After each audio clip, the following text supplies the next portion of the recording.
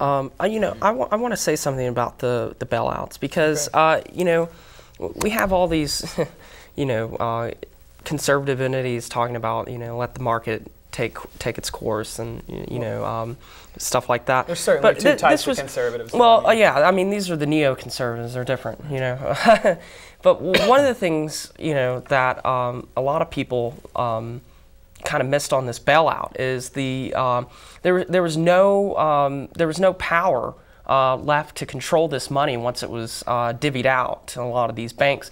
The banks weren't forced. The idea was to put more liquidity into the economy. The banks would get this money and they'd start loaning it out, and the economy would be. That didn't happen. Well, it didn't happen. The banks held on to the money. Right, or they merged. We've already, but actually, they used it to gamble further. Yeah, well, they used it to gamble further, and this is what's going to happen. Banks. Right, merging, more monopolization. Yeah, we have had now a TARP bailout watchdog come out just last week, and he said that of the $700 billion that we have invested in TARP, that already $80 billion of that we're never going to see. $80 billion already lost.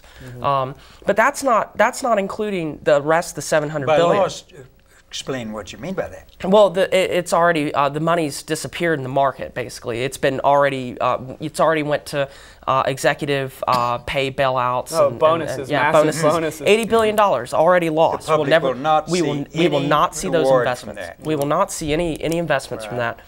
But what we're going to see next, because TARP isn't going to work, what we're doing is we're basically, Japan tried to do this when they, with their economy in the 90s. They tried to bail out their banks when their economy had grown too large. They tried to bail their banks out and it fell miserably. And TARP's going to fail the same way because the market's not finished self-correcting yet. Home real estate prices have not yet, they're still going to go down for the next year. They haven't reached market equilibrium. Some people talk about a potential threat to the commercial real estate market. You have subprime, and then you have this spilling over into the prime market, which it's not finished in the prime real estate market. And then look at the commercial real estate market. We're going to see a commercial real estate market crash that is going to finish these banks off. And it's going to start at the end of this year, beginning of next year. Watch the markets. You're going to see the same thing happen again, the same rerun, where you have these banks that had put all this money into the market, inflated the bubble. You can see all this empty commercial real estate. Where did the money come from to build these empty office buildings? And, you know, it had to come from somewhere, and it came from malinvestment. Malinvestment was available because of the inflation in the market. As long as we continue to have the inflation and the malinvestments, we're going to continue to see bubbles and market crashes. Well, it all has to do with, you know, bad economics. Too big to fail is too big to exist. Yeah, absolutely. These companies need to be nationalized or obliterated in some way. Absolutely, and there's a great example of to prove this point. Citigroup, one of the largest banks, the largest bailouts that we handed out, I think we gave them $300 billion in different ways, not just through the bailout, but through other programs too. We gave them $300 billion, and we could have nationalized that bank for $30 billion because their value had dropped so drastically because of the crisis. We could have nationalized that bank and bought the whole thing for $30 billion, a tenth of the price, and then we could have broken it apart into pieces and to where there would be no too big to fail. I'll fine-tune that a little bit about Citigroup because I was reading about it recently. The Treasury gave them $45 billion. And then they received, I don't know how many more billions, my source didn't know, from the FDIC and from the Federal Reserve. So somewhere between $45 billion and maybe $100 billion. I think it's $300 billion total. I'm pretty sure that's... did it get that bad? But now the United States government does own 34% of Citigroup. Now, what will we actually, the public, realize from that? I don't know. But with our small ownership, we could have owned the whole thing. But with our small ownership, we're not exercising our should be a power to determine what the bank does. We're not doing that. We're still allowing them to do what they want. But I was just bringing this up. Just one more thing, John.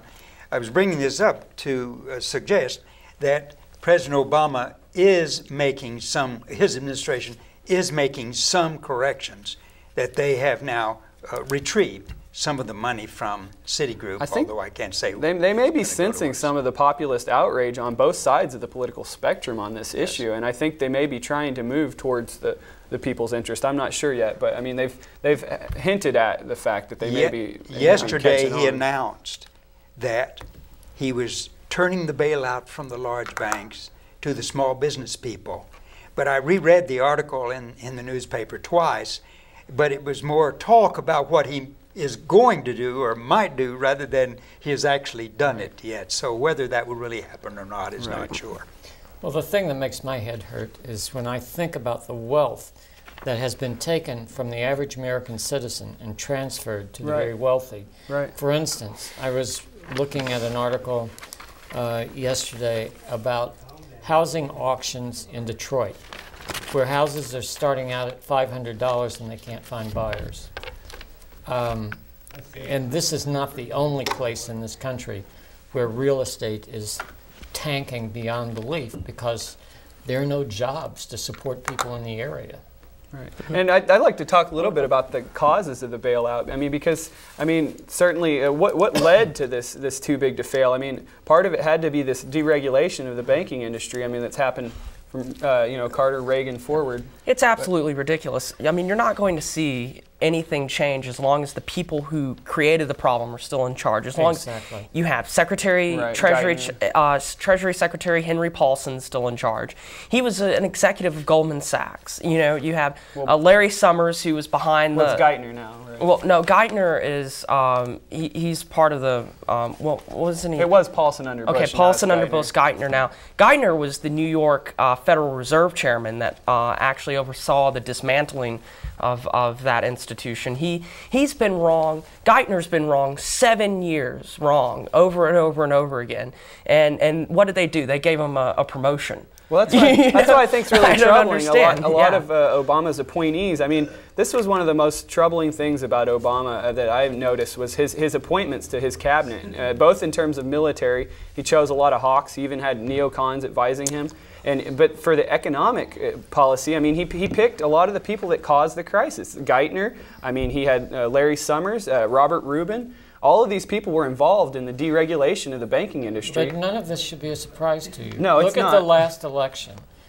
Any threat to corporate power, whether it be Ron Paul, Mike Gravel, John Edwards, Dennis Kucinich, they were quickly marginalized or humiliated or asked ridiculous questions and defined as not viable candidates.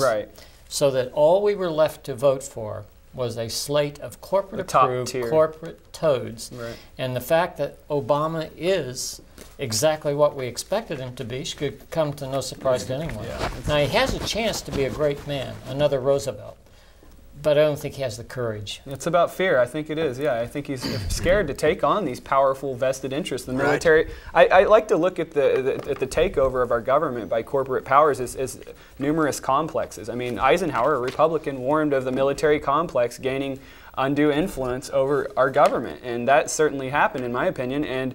And you could also say the same thing about a banking finance complex and a medical insurance drug complex, and it goes throughout the chemical agricultural complex. That's a good way to I think there's several complexes that have essentially taken most of the power. I mean, really, literally, wealth equals power.